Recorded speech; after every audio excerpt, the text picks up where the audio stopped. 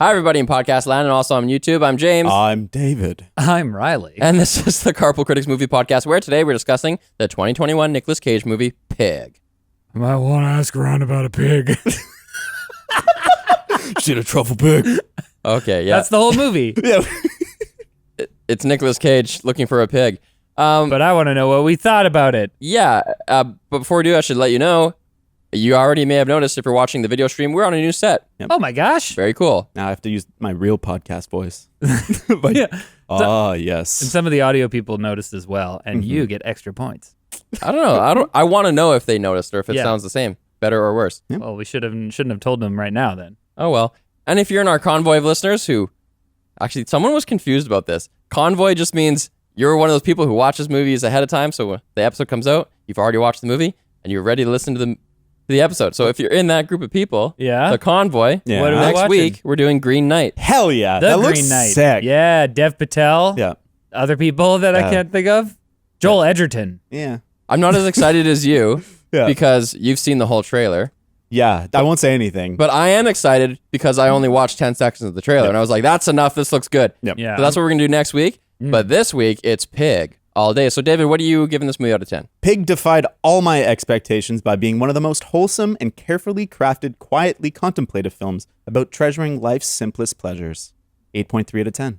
Wow. Strong Nice. result. A strong rating. Oh, God, I can already see on Riley's face. Okay, first off, I recognize this is a good movie. But it might be the weirdest movie I've ever covered on this podcast, and we did the movie where Paul Dano rides Daniel Radcliffe's flatulating dead body like a jet ski. How is this weird? I don't find It's it super weird. weird. I feel like it just gets weirder and weirder, and it makes me feel strange. It gives me feelings. I don't like those. I'm giving this a 6.9 Nice. because I'm like, is it a 7? But I have to be honest. It's good, but I have to be honest about the way that I felt about it, and I didn't feel that great about it. You just like dark movies. It's too wholesome for you. Exactly. Kind of dark. Pig is a quiet, brooding exploration of denial, grief, and how long a man can go without having a shower. 7.6. It's a good movie. Nice. I recommend it to everybody. Yep. Did you each see it in the movie theater? I watched it at home. I watched it at home also. I saw it in the theater, and the reason I'm asking you that is because a lot of the people around me were laughing throughout the movie. Yeah. There are humorous moments. There's some really funny jokes. I think the expectation for this movie based on the original trailer was way off because like it was pitched as Oh my gosh. John Wick but with a pig and Nicolas Yes. Cage, and it's like it is not that movie. This is the thing, because I think a lot of people were like, "Oh my god, Nicolas Cage is like caricature of himself at this point." Yeah. So you never know if you're going in there for like Nick Cage Gonzo and it's gonna be stupid, Yeah. or if it's gonna be like a serious performance. Yep. And I felt like it was clear to me what the movie was, but a lot of people around me were laughing at some of the key moments. and I was Before like, you even started, it was clear to you? no, but Oh. once it started. Oh. But then people around me, like even through the end, were like, "Ha ha ha! It's so bad, it's good." I was like, I don't find that at all. It's Yeah. so bad it's good. what is It's wrong with definitely it? not that. All right, let's get real deep into that right after this message from our sponsor. And guess what? It's a new sponsor.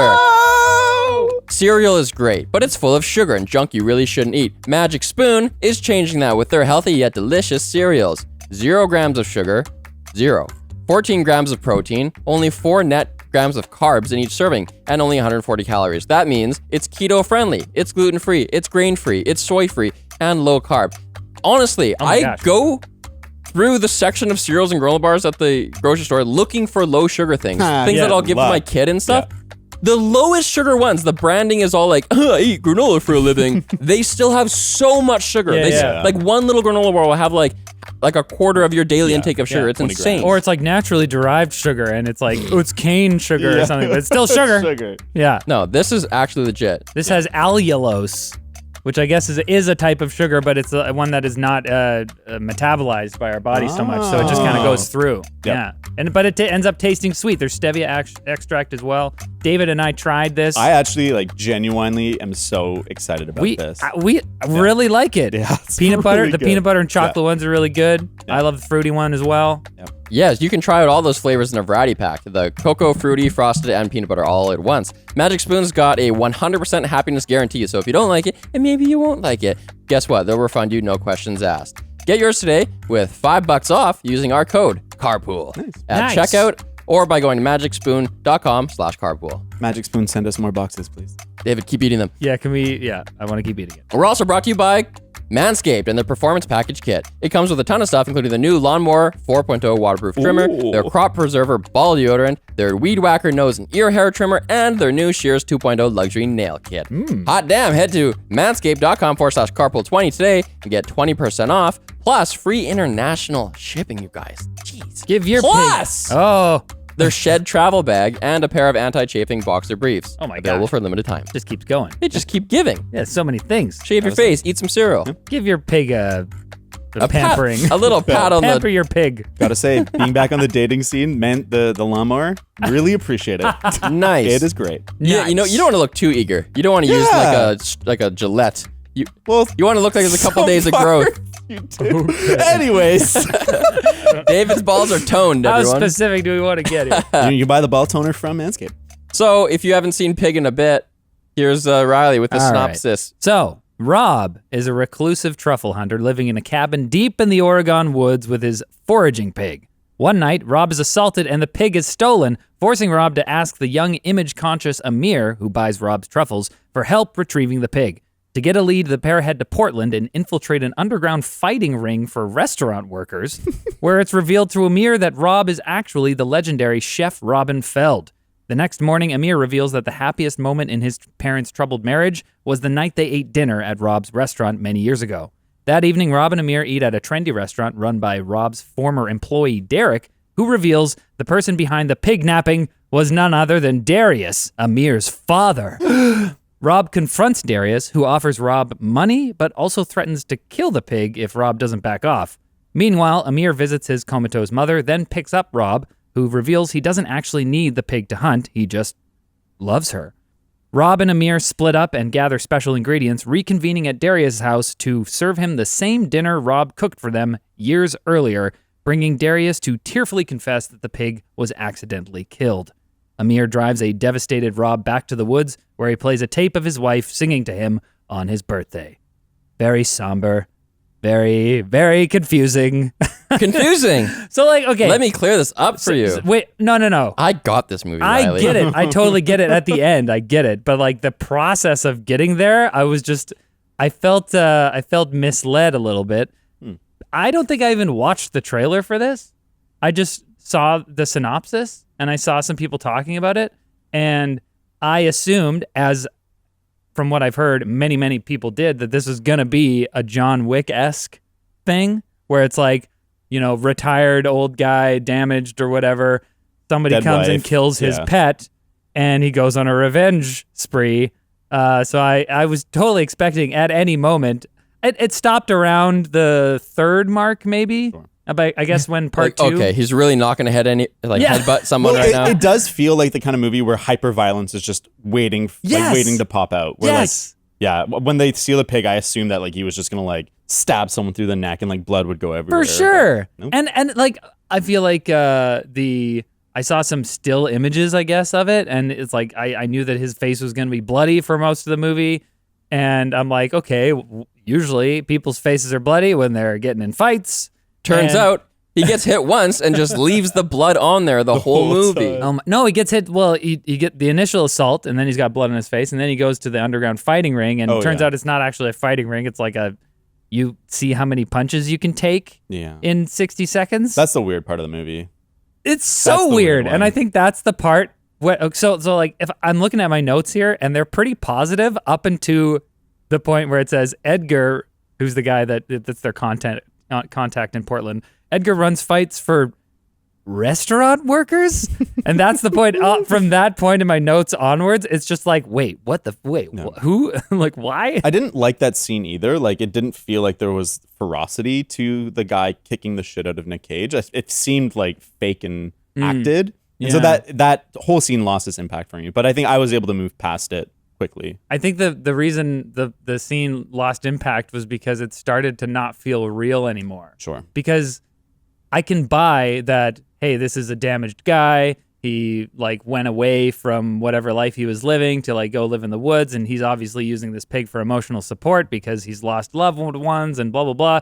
And so he really wants to get the pig back. I'm on track for all of that. But then we get back into Portland, and it's like, oh, he was this legendary chef, and everyone's like, oh my gosh, Chef Robin, Chef Feld. Oh, I can't believe. Oh, you changed my life, and blah blah blah. And I'm like, what the chef? I agree. I think we don't know that yet at that part.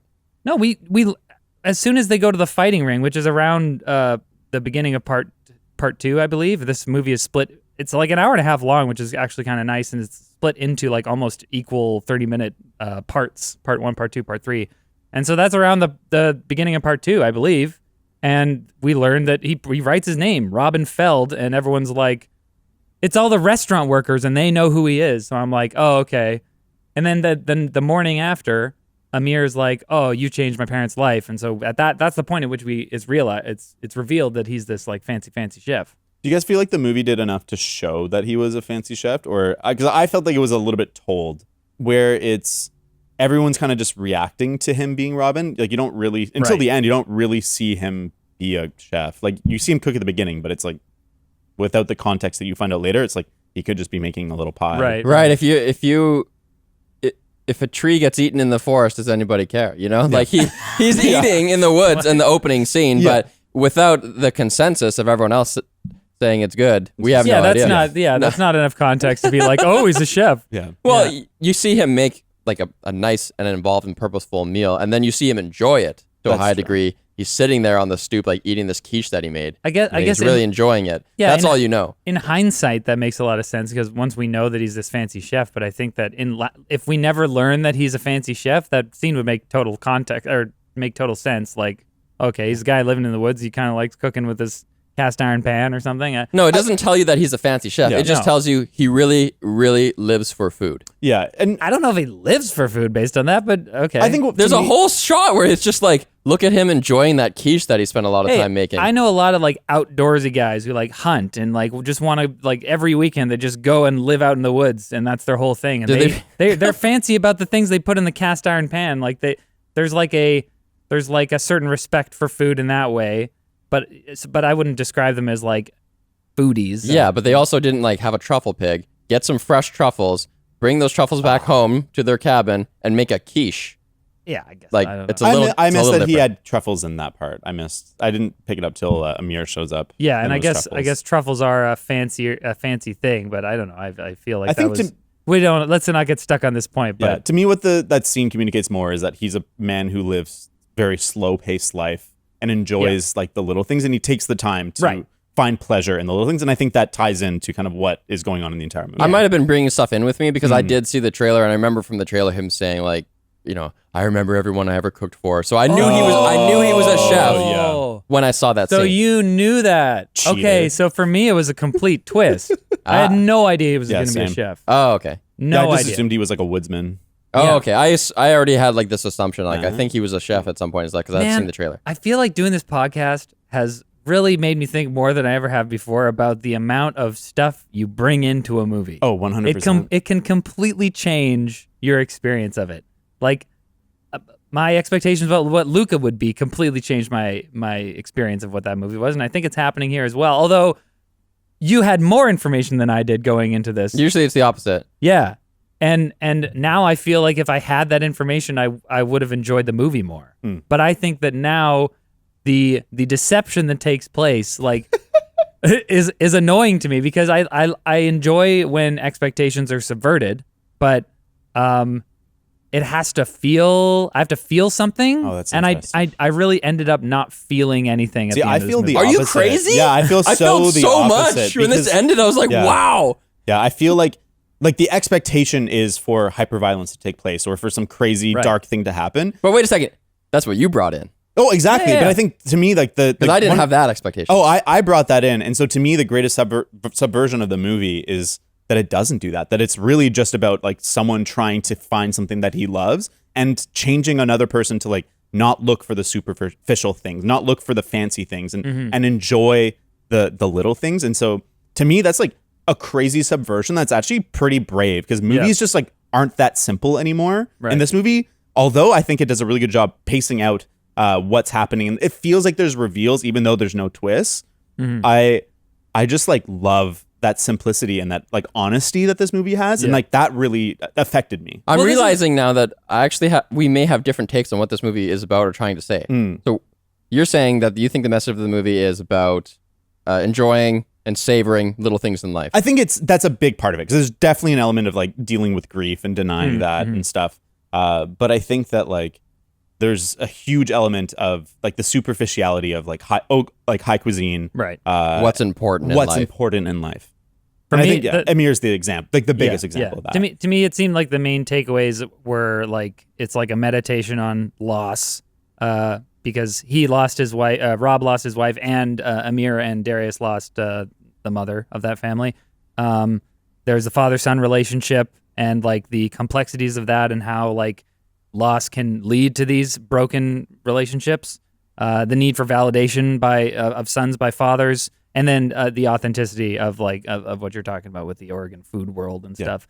For me, that was well. We need to talk about that scene because that was the best scene in the movie for me. The restaurant, talking to Derek, taking Derek down a notch. Yeah. But this is why I'm trying to say ahead of time and my slogan that I know it's a good movie. Like I know that there is good quality parts of this movie, and I think that afterwards, once I kind of started talking about or started thinking about Amir and like what he was all about, you know, he's trying to be this fancy guy. He's got the fancy car and the fancy clothes. He's I couldn't catch it at first what he was listening to on the radio, but they give you a chance to catch it again a few times, and what he's listening to is classical music with someone explaining over top of it why you should love classical music, and it's like it's so sophisticated because of this and blah blah blah blah, and he's like really trying to get to this like place of sophistication, basically because he feels inadequate because of the way that his father has treated him, and that's a really interesting story. I feel like I like the Amir story way more than the Rob story, and there's a lot of good meat in this. I just think that the overall experience of it, the ride of it, left me feeling it left a bad taste in my mouth, and I didn't feel the emotion of it because I was so taken aback by the like weirdness of it. Like it's just weird. I think you nailed it. Where I think Amir is the more interesting character. Like I think the movie keeps Nick Cage at the center because that's like the energy is there, even though it's like pretty subdued in this movie. Like there's something just so electric about him keeping everything down. But Amir's arc is, I think it's just like it's incredible. Right. I really feel like he was a real person before, and he like through this interaction really changes in a believable way. Man, like everyone's talking about Nicolas Cage's performance, but Alex Wolff, man, he is like, he's got to have a huge career out of him. He's so talented. I watched Hereditary again this weekend. Oh yeah, that guy is the fucking best. Oh, that is that guy? Yeah. Oh man, I didn't really. He's so good. And he's also in Old, which we were going to cover but aren't going to. See, in the trailer for Old, I instantly recognized him. Oh, guy from Hereditary. But in this, I didn't. Maybe it's because he had a mustache. Yeah, and he's got the kind of like the more slick back hair look. He's like trying to look different. I think his arc is revealed by Robin's arc. Like you can't really just have him without Robin. So let's just talk about Robin a bit more. So my take on this was, at the beginning, especially with what I brought into the movie, I was kind of fooled because I was thinking, okay, he loves the pig because the pig is his conduit, his vehicle to what he truly loves in life, which is food. Look at him eat that damn quiche. This like simple thing in life is just, he's experiencing it. He's sitting in the woods and among nature. Like this is living. And so he wants to get to that.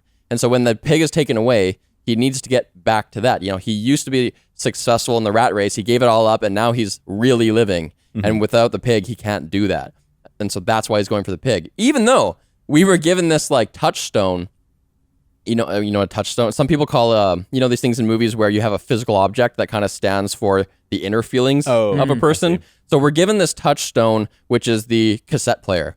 And he's got this cassette that he plays for a second that we kind of assume it has to do with a dead wife or something. Right. And then he doesn't play it and he puts it on the high shelf. He's not ready to deal with that. Yeah. We're given this touchstone, and you know, if you've seen movies before, you're kind of like, that's probably going to be important later. That's probably really, really fucking important. Yeah. But then I just forget about it. And I keep thinking about the pig as a vehicle for him to like eat food. Then you go on this big journey, and this is why I think that underground fight thing exists. We see him take on all this pain throughout the whole movie. He's getting physically beat the shit out of, but it never really affects him. at all until he finds out that his pig has been killed. That is the only time we see him actually emote. He breaks down, he falls on his knees and cries. Right. Because the pig mattered so much more than anything else. And then he has this big breakthrough. He comes back home. The pig is dead. And he says, I wish that I hadn't gone looking for the pig because then in my mind, she would still be alive. And then, what's his counterpart's name? Amir? Amir's like, yeah, but she isn't. Yeah. And then that's when he's like, you're right, goes home, listens to the tape because really, and I can't believe I was like such an idiot for not like thinking about, it's not about the food. It's about his, his grief for his wife. And then he's able to play the tape and actually reckon with this trauma that he has because throughout the whole thing, the reason that he left the city and left his field and is so jaded about everything is because he lost a loved one and he hasn't dealt with it. See, that's so interesting because I think that because I didn't food hadn't even factored into it at all for me in the beginning, in those beginning scenes when, it shows the tape and I know that he has this relationship with the pig.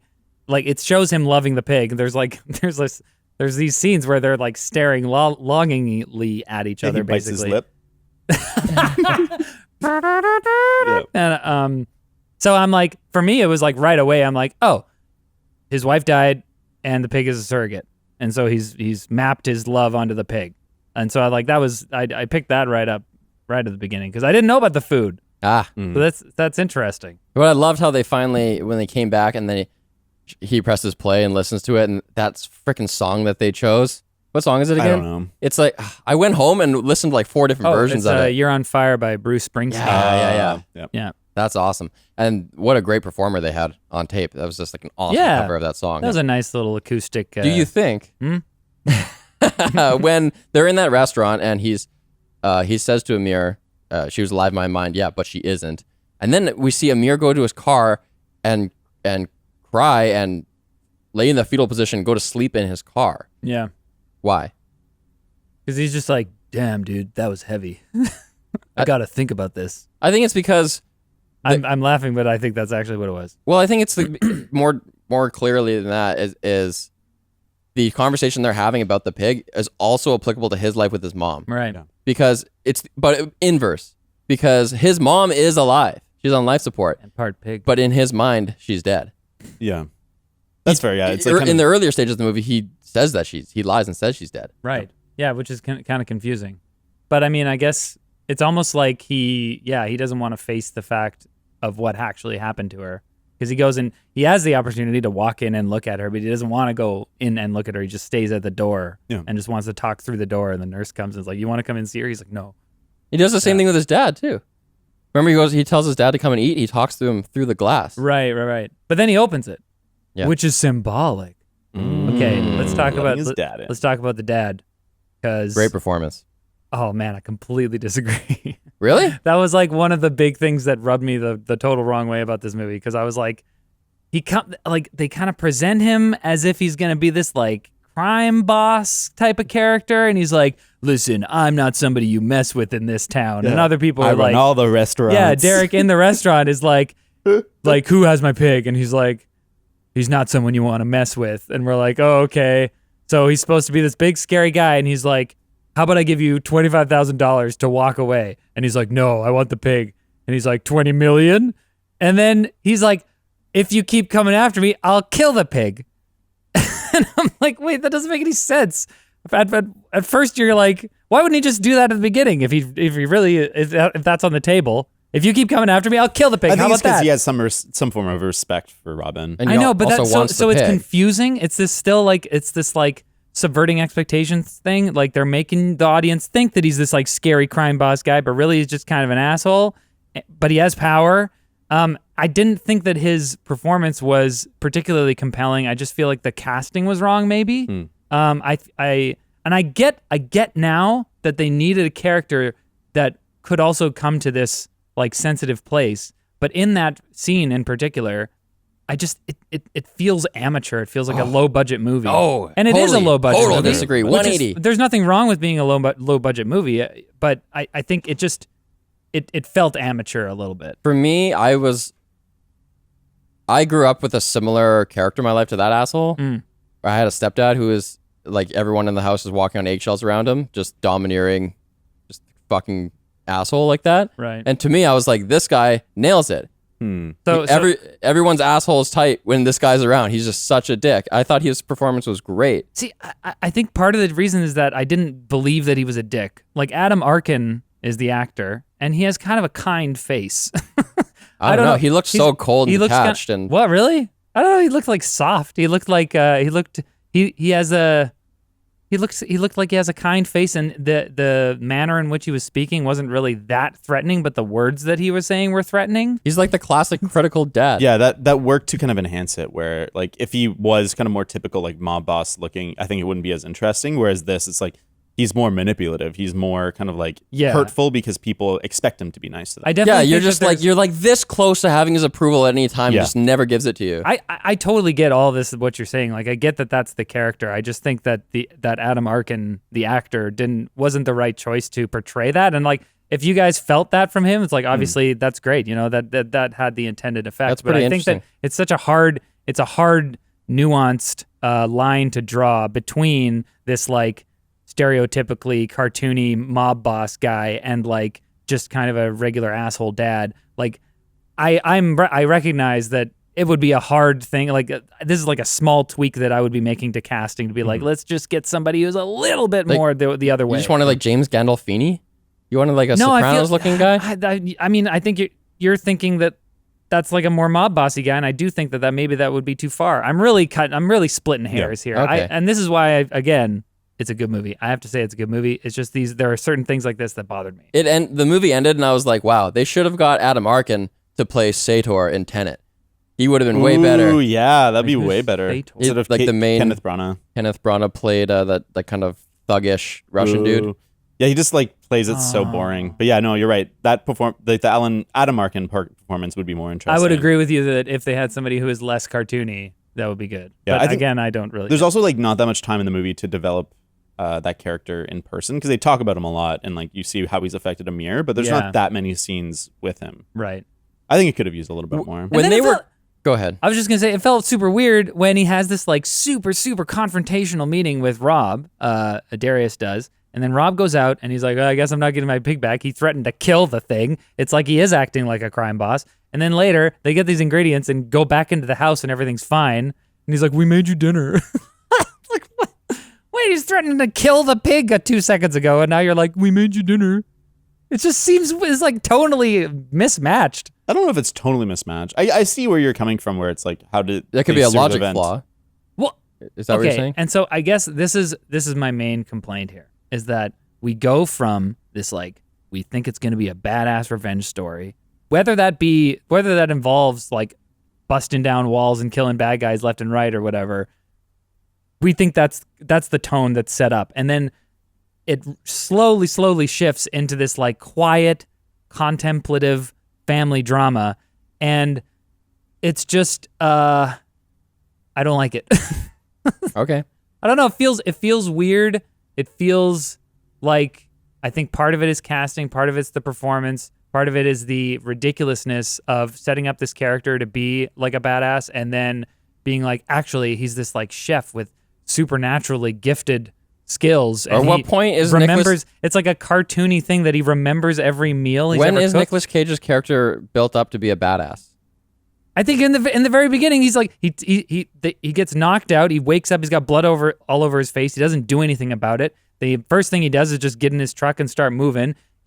He's set up to be a badass because he can take all these punches, and he like goes into the underground fighting thing. It's assumed.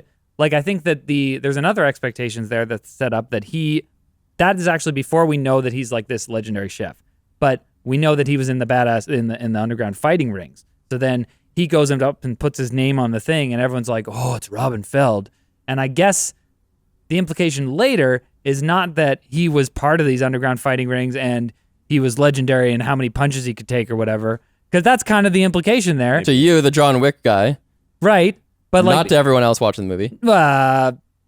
So many people have said that they thought this was going to be a John Wick. Good for them. They were all wrong. No, I know. Sure, they were all wrong, but all I'm saying is that I'm validating the expectation that was set up because lots of people clearly felt the same way that I do, which is that it seems like he's going to be a badass guy. Mm-hmm. So, Anyways, But is I that thought- from the trailer or is that from the actual movie? I didn't see the trailer. For these other people, like I'm basically arguing that that's not in the movie. So the only reason I know that everybody thought it was going to be a John Wick thing, just like I did, was because I watched a bunch of people talking about the movie and they were like, I thought it was going to be a John Wick thing. Like that's almost literally every breakdown of the movie, review, analysis, they're all like, you think it's going to be a John Wick thing, but then it's not. I wonder if it has to do with Nicolas Cage as being the star. Maybe. Could be, yeah. That definitely probably plays into it 'Cause I because he feel did like- Mandy, and that was like Yeah, insane, like as right? soon as you see Nicolas Cage, like whatever this movie is, it's gonna be wacky. Yeah, but I didn't even see Mandy, which apparently he plays one of these characters where he just like goes completely bonkers, badass action. Yeah, type just at the stuff. end, he kind of goes on a killing spree. And Right. Okay, wow, spoilers from Mandy, guys. Jeez. Oh, Come I think on, that's pretty. Come on. I feel Sorry. like that's. If you're watching Pig, you probably Clear. already watched. If you're watching Well, a podcast maybe. on Pig, you've probably already watched. I'm Mandy. in a podcast on Pig and I haven't You haven't seen watched Mandy? No, It's pretty good. I think want to see it. It's good. It's good. Better than Color Out of Space. Oh, that was trash. So bad. That was trash. I get why people like it. Like there's, I don't know. Anyways, back to Pig. I like the rough and tumble, low budgetness of this movie. Like Right. I think I really enjoy a lot of the sets. Like when I can't remember what it is, but one of the first parts of his investigation, he goes through like kind of a food truck thing. And it just feels really real and grounded. And because they can't afford to build these sets, I'm guessing like a lot of these locations are just real alleyways, real places. Yeah. And it grounds the entire feeling of the film and gives it such an atmosphere that I really enjoyed. And then the sets that they do build, they have to be really simple. Like when he first confronts like the level 1 mob boss, it's just inside like this room with a couple tables and all the windows are covered in this like cheap fabric. Right. And it's very simple, but it's effective. It's striking. And I just think this movie aesthetically is like way better than its budget. Apparently, totally they did works for shoot me. it in Portland. So, yeah, probably a lot of those locations were real. I mean, the food trucks, like the kind of artisanal food, is obviously a huge part of Portlandian culture. Sure. Speaking of Portlandia, the sketch comedy show with Fred Armisen. Have you guys seen any of that? Oh yeah, of course. Oh, man. They need to have Nick Cage on for It's a cameo. brilliant. Well, what was so fun? I laughed out loud when they get to. Okay, now we're talking about the scene because we have to talk about it. The Derek chef, the restaurant where Derek is. Oh, the yeah, chef. That's probably the best scene. Yeah, 100% my favorite scene in the movie. But they show up there and she's like,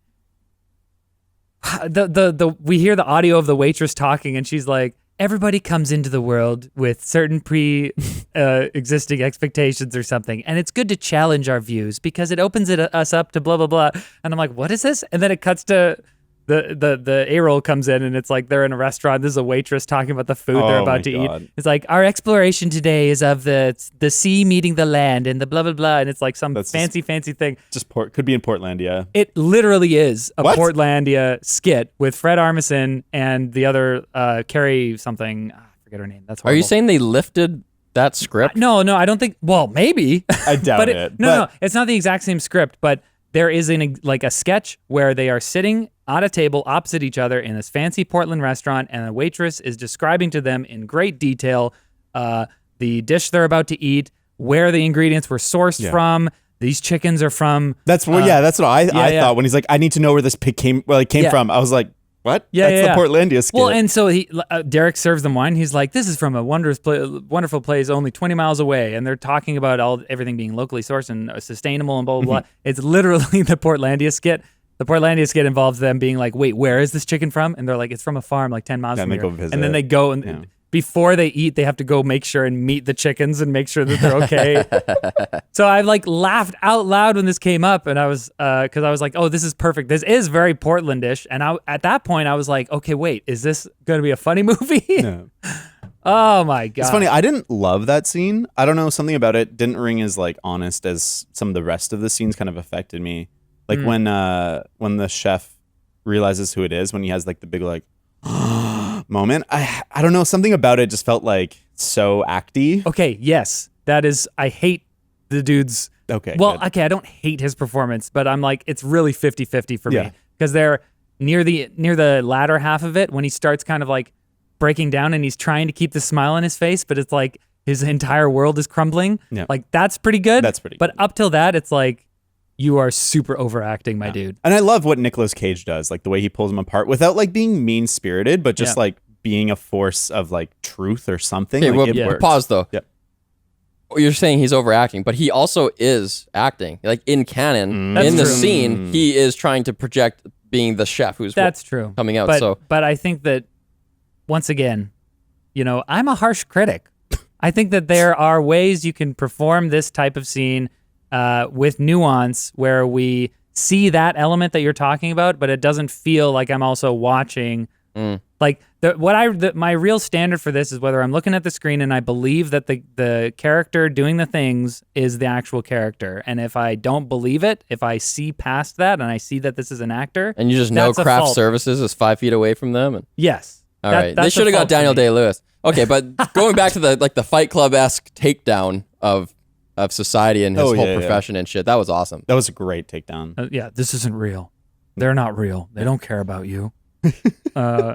It's a great scene, and I love how it just eviscerates the whole scene of different the world of food and foodies, and like thinking that this is like some fancy thing. He's like, what did you want to do? You wanted to make an English pub. What are you doing here making this fancy? He's like, everybody loves it. Everyone talks about how much they love it. He's like, what was your signature dish going to be? He's like, a liver something with a green glazed sauce. And he like exhales it, like he didn't even know it was still in there. Yeah. I thought the performance was great at that point. I would much rather go to an English pub than a fancy food Depends place. on the night. I like both.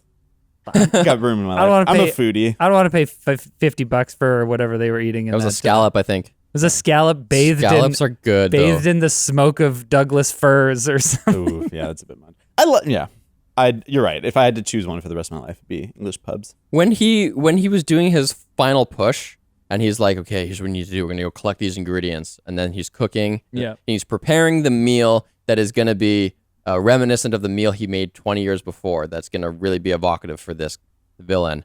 Did you guys know that's what they were doing? Nope. Was No. that clear to you? No, I still at that point I thought it was like, all right, we're getting some guns. Gonna poison We're him. blasting Yeah. down the doors. I felt like such an idiot after. Like, the guy's eating it, he starts crying, and not until he's back in his like office having a scotch that I was like, oh, he cooked him the meal and he's recognized that was the same meal he ate before with his wife. And I was like, I felt like such an idiot because as soon as he was like, let's get some ingredients, you had all the information at that point. We could have known. Maybe. I'm glad I wasn't the only one. Yeah.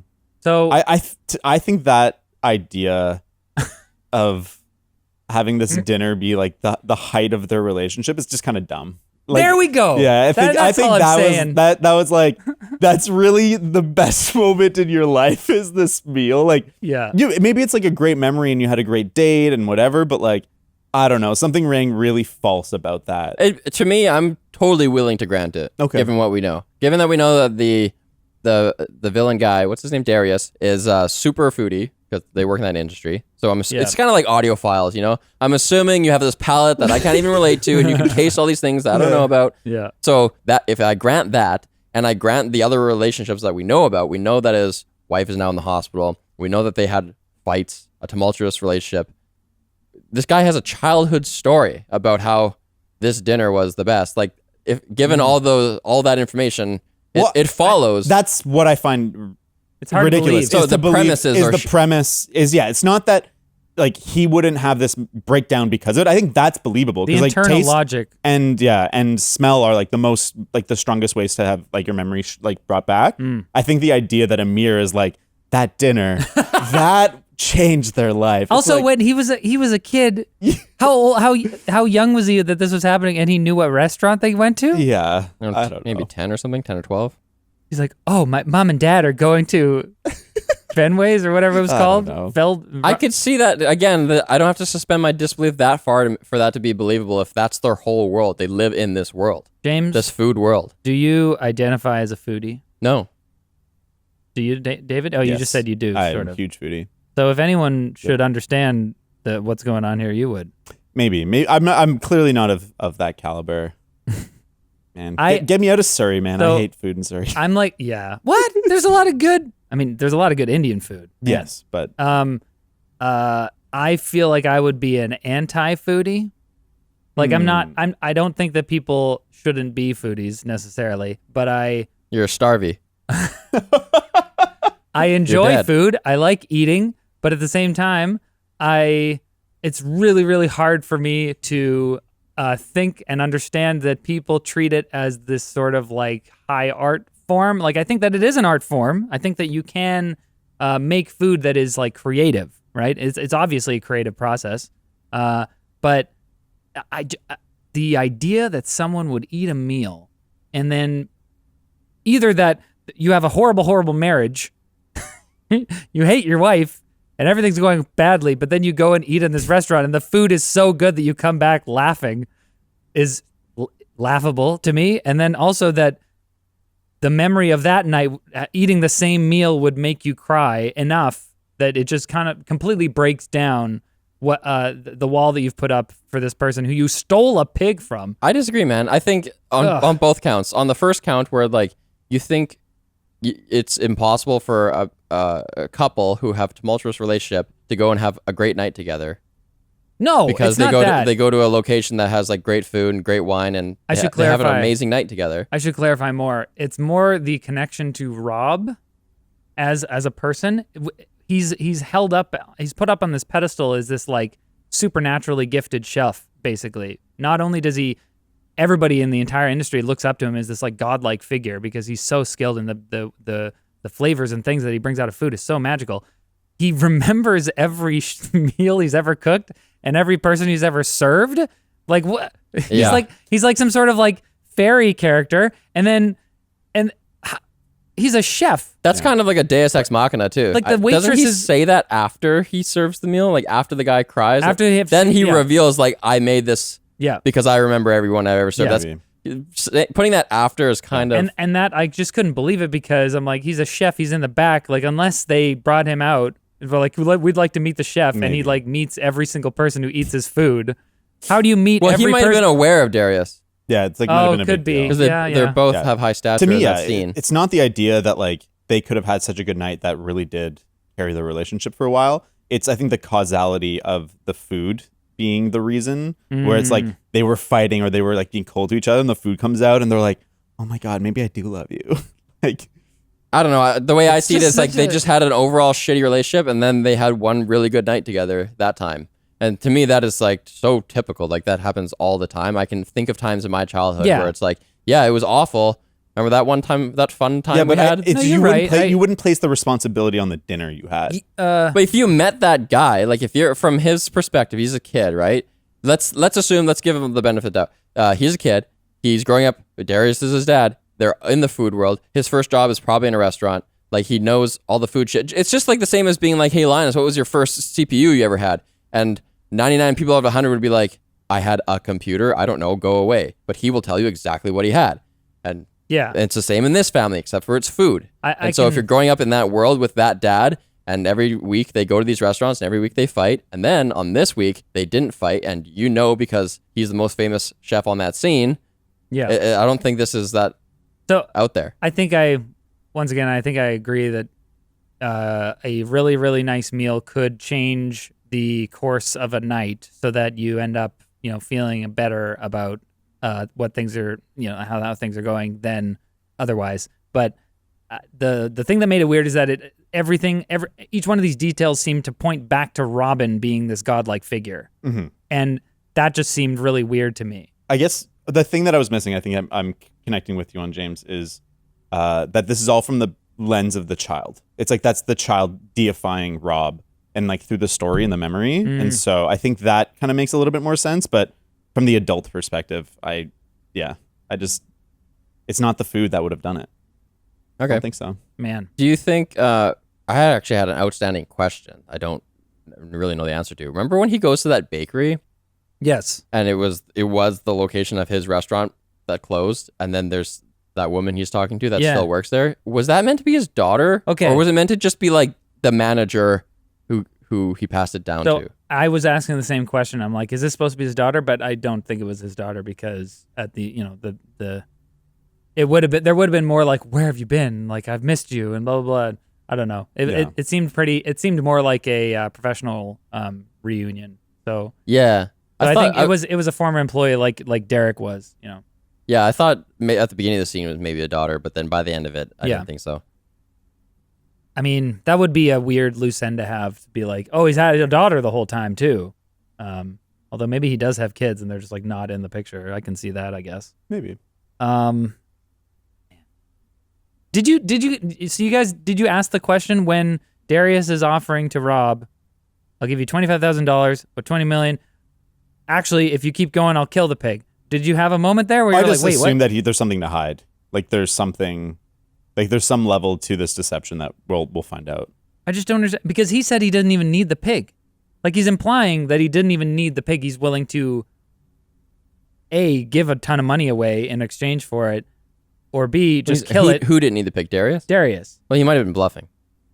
And by then, the pig might have already been dead. And that's the thing that makes the most sense. But in the moment, I'm like, wait, what is this about for him? Is it about like screwing over his own son because he knows that Amir is involved? Which is another whole level of this, like, it was a bit confusing as to why I guess that's just the character of the dad, that he's just like, Amir, you have to make your own way. You know, it's like, I'm not going to help you. Like, you go and do your own thing. But at the same time, he's like, you're not meant for this business. So I don't know what he wanted to do. There's just so many questions. When you say he offered him like $20 million, you realize that he didn't really offer him that, right? Yeah. You just want to know, like, is there any amount of money? It was just hyperbole. Do you have a price at all? No, I get it. But it was just like, it seemed like he was just kind of being an asshole, and more than, because at first we're like, they stole a pig because it's a prize truffle pig. It's really good at finding truffles. This is a big thing. And like we see the other truffle hunters being like, you have a pig? Like, oh, what? That would be amazing to have a pig. Who could find it?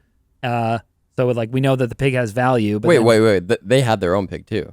Truffle pigs are a thing. Yeah, I know. But I thought that the way that you're talking about that lady who was like, they messed with your pig? Let's fucking go. Like that lady who was like all over it. I love that. Is that who you're talking about? Yeah, sorry. I thought that she was saying that like, you have a pig because like it would be really nice to have a truffle pig. No, I think she was like, they messed with your pig. I understand that is your livelihood and that is very serious, and you probably also have a bond with that animal. Like, this is very serious. Did we see other pigs around there? I don't know. I thought that the person they were talking to, I don't know. But yeah, I assumed that she also had a pig. Okay. I assumed that it was like a bit of a rare thing to have a truffle pig, given that like they came and stole his. Well, he had a good one because he has the best truffles. Yeah. So yeah, but really, Darius, if he has all this money, he could have sourced good truffle pigs. But no, you want the best. And he says that he wants the best. Right. They all need the best. But then he also offers to kill the pig, so clearly it doesn't matter to him. Here's the question. Are the best truffle pigs finding the best truffles, or are they just finding the most truffles? I don't imagine that they're like picky about what truffles they're finding. No, they are. They are. A few years ago, for some reason, I read a Wikipedia page about this, and I still remember that you can get inferior truffles by using dogs. Okay. But that's dogs. We're talking about pigs. No, but we're talking about the quality of the truffle. Like, if you could just find a great many truffles, you would just use dogs and just go and get them. But you need the best sniffers on the pig. They get better ones. Okay. Yeah. You know what? And plus, it's just what they describe in this show of like the competition of that scene, and like just needing everything to be tip top. Well, and I like it as a metaphor too, where it's to the high class scene. It's just the pig is just a tool. It's just a method for getting it, but within the story, it's like, no, it's an object of affection. It's a not a person, but it's a loved being, and I think that works for the theme, I think, really well. And it makes you like the main character right away because you know that he loves an animal. Yep. Dave the cat, you know. What do you guys think the ending of the movie is? What feelings is that supposed to leave us with? Are we supposed to be hopeful that he will confront his reality and kind of like move forward, or he is doing it? Is it depressing? By playing the tape, he is confronting it. Right, but then does that mean that he's gonna like start having showers and he maybe start some sort of life again, or? I mean, don't we see him wash?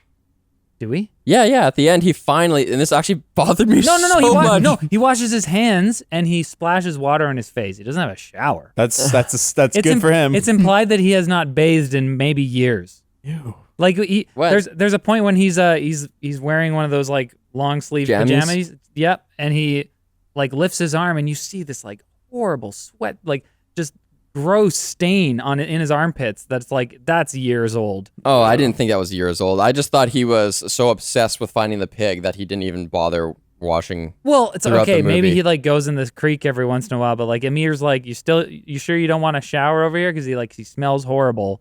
But like clearly he doesn't bathe often or regularly even maybe. So it's like I got the sense that he just like went in the river once a week or something. But maybe Sure. I missed it. Maybe there is a bigger plot point there. Where it's Well, I think I mean that's a marker of depression and grief that you like don't bathe. You know, you don't take care of yourself. So are you asking, do you think for him to really be on the road to recovery after this film ends, that he moves back to town Maybe. and rejoins society? I mean, clearly there's a community there for him if he wanted to do anything. Like there's nothing wrong with living out in a cabin or whatever, but clearly he's not taking care of himself. It's not a healthy lifestyle. He was he was putting off the grief and confronting what actually happened by mapping onto this pig. And it's like, that's a coping mechanism, fair enough, but it's like that's not a way to progress. That's not a way to like be intentional about how you want to like continue the rest of your life. So I guess my question about the end of the movie is, do we think that he's going to he basically goes back to the cabin and now he's just kind of going to keep doing what he was doing but without the pig? Or is it going to be more of like this has been an experience, I've learned something, I'm confronting what happened, and now I'm going to change. Maybe he still lives out there, but he is a bit more healthy about it or something. I don't know. I mean, I could see either way. I don't think that you necessarily need to. I don't think being reclusive is inherently a marker of someone who's I unwell. agree. Yeah. And I could see that it could be certainly a strong message or signal that he like rejoins the culture after getting well. Maybe he like interacts with the other truffle people every once in a while. Yeah, or he asks Amir to like give him a phone or something. But I could see how the denouement of the movie would be weaker if they dragged it out just to show that. Yeah, so I could see why they ended it where it was a strong ending. Yeah. I like it being ambiguous. I think I was just like, is this supposed to be depressing or is it supposed to be hopeful? I don't know. Or what do you think Darius does after this moment? I don't know. Honestly, I'm so confused about I think that he sells that car? relationship. Oh, you mean Amir? Oh, I'm sorry. I did mean Amir. Oh, hopefully. Do you think he sells the car? Does he go and talk to his mom? What does he do? I think he becomes a truffle pig. Tusk. Yeah. He finds Tusk too. Goes on all fours. He finds a like, serum. Yeah. I mean, I think that there's enough there to indicate that maybe he stops, moves away from this sort of like superficial trajectory that he was on. Maybe he like tries to care less about His reputation. and artificially caring about classical music. Mm. I really like that, man. The scene that he's like psyching himself up in the mirror. Oh yeah. The characterization of him is great. And again, we already talked about this, but he does a really great job. I also like that the film cuts him off. Yes, I was just gonna say. Yeah, I think that's a really good cue. Like I think a it good happens editing 3 cue. times. Yeah. Where he's like yelling at Rob, and it's like, "What do you think you're gonna?" Yeah. It's like the movie doesn't even have respect for you and Yeah. your lifestyle. This is like you're being fake, bro. Oh, the scene when he's there, he's unloading on Rob, and he's like, "You gotta give me you just need to show me respect." And but Rob isn't really listening. All he heard was like, "You like pig fucker or whatever," and he's like, "I don't fuck my pig." I laughed so hard. I'm glad they addressed it, Yeah. because otherwise my imagination was going wild. And then it's later on that he says, "I love that pig," right? Yeah. But not like that. My I saw this movie in the theater. My little sister's 15 beside me. She was so hilarious. She nailed down such a good one-liner. I wanted to lean over and pass it on to the next person. It was so funny.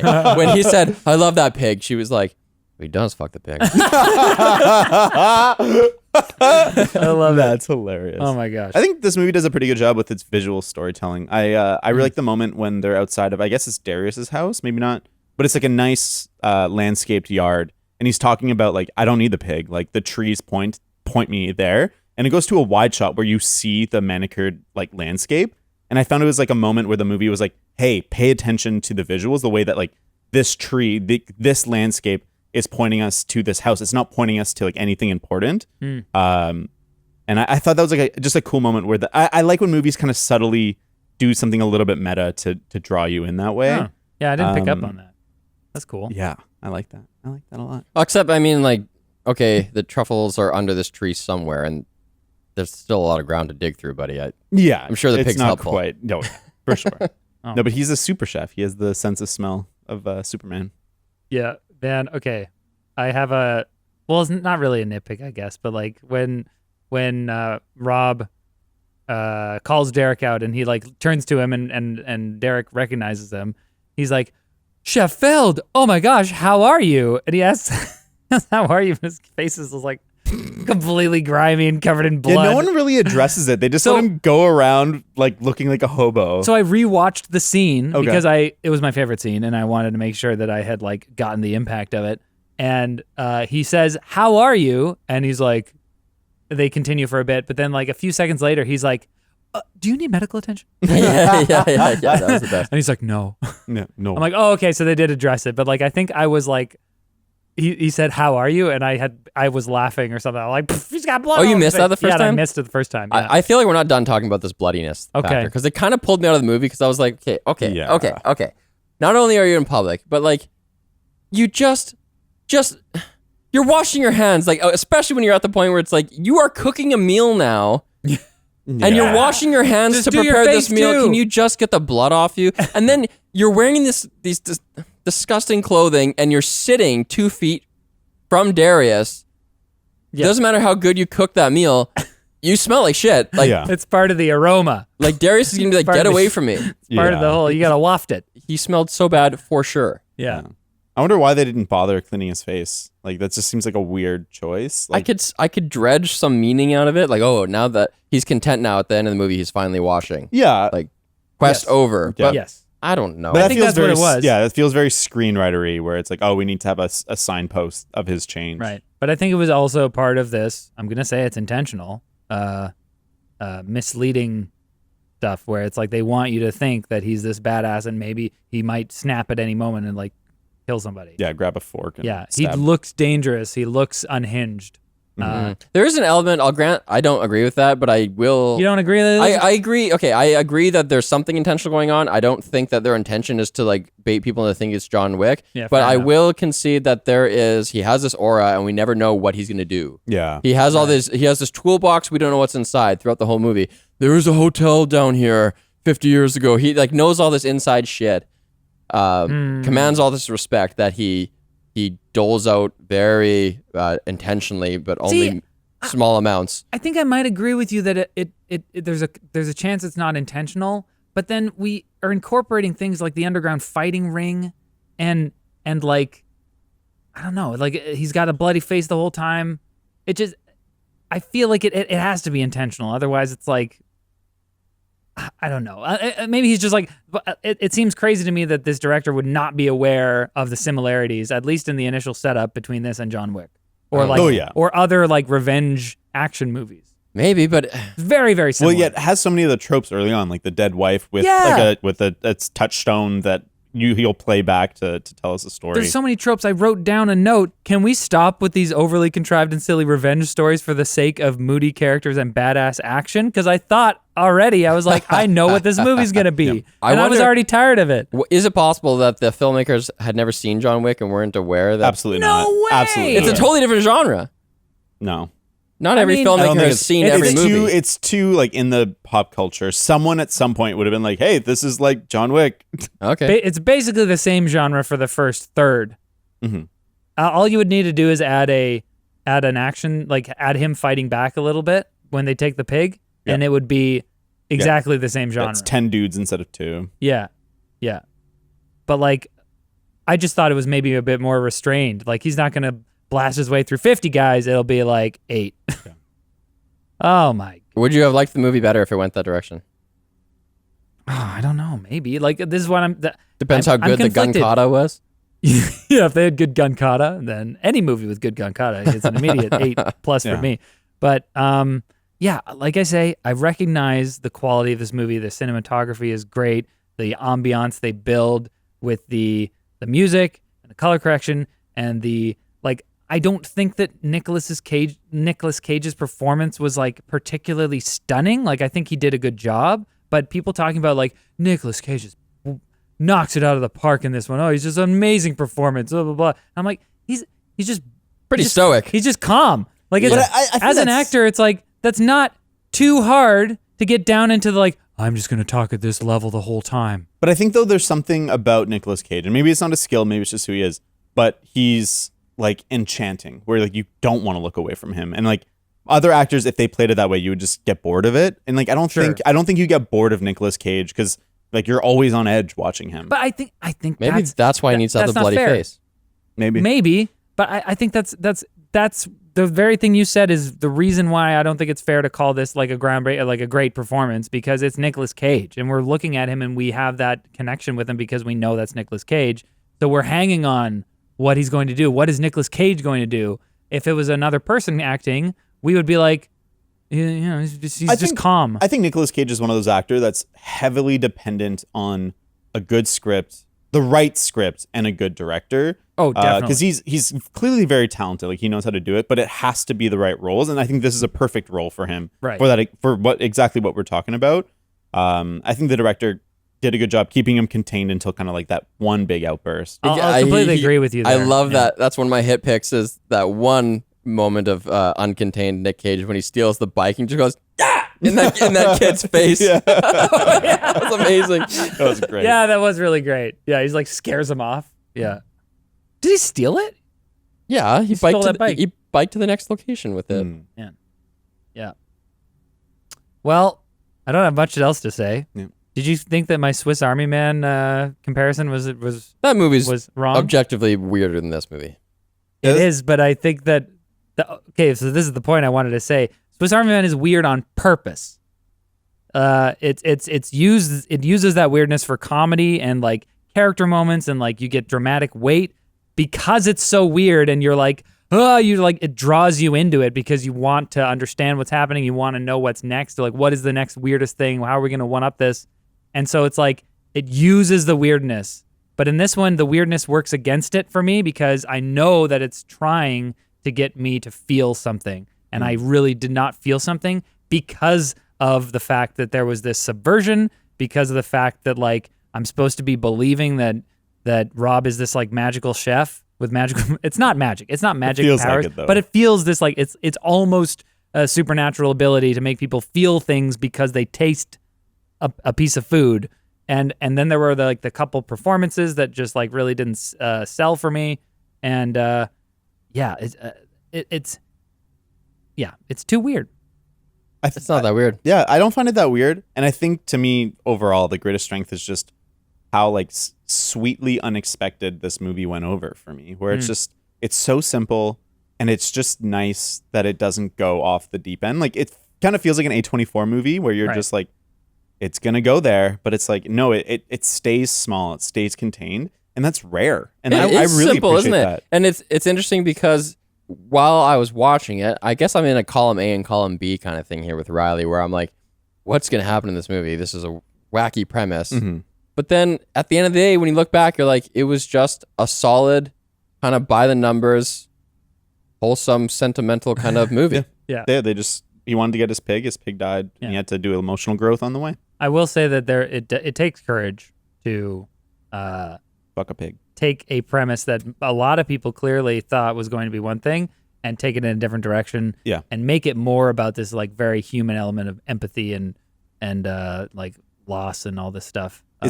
It's definitely not a movie I begrudge you for not liking, because I can see why it just like doesn't hit right. Oh, he liked it. That means a lot to me, David. He almost gave it a 7. Yeah. This is the same rating you gave Justice League. 6.9? Well, that's what I gave Justice League. Nice. Yeah, it's a good movie. I did like it with a small L. It bothered me though. Okay. It's a great palate cleanser, to use a culinary term. After Marvel? After like a bunch of stuff. It's just so fresh and different. It reminds me most closely with Sound of Metal in tone. Oh, yeah, that's fair. Kind of similar. Yeah, just human stories. Now I'm excited to get really, really weird with the Green Knight. Oh, I hope it's so fucking good, man. I know. I'm really excited. I know so little about it, but it looked pretty cool in the first 30 seconds. We're almost certainly going to be disappointed if we're hyping it up this much. I know. It's gonna be shit. Let's go with that expectation. All right, everyone else is gonna love it. Hey, where are we watching? Is that a theaters only thing, or is that gonna be on streamers? I don't know. All right, people are gonna have to Google that and find out. But join us, join the carpool, watch this movie, come back and listen to this next episode on this awesome set that undoubtedly looks and sounds better than anything you've seen before. Tweet at us at Carpool Critics. Email us hello@carpoolcritics.ca. Hello. We could eat a pig for hours. Send me pictures of your pigs. Pig.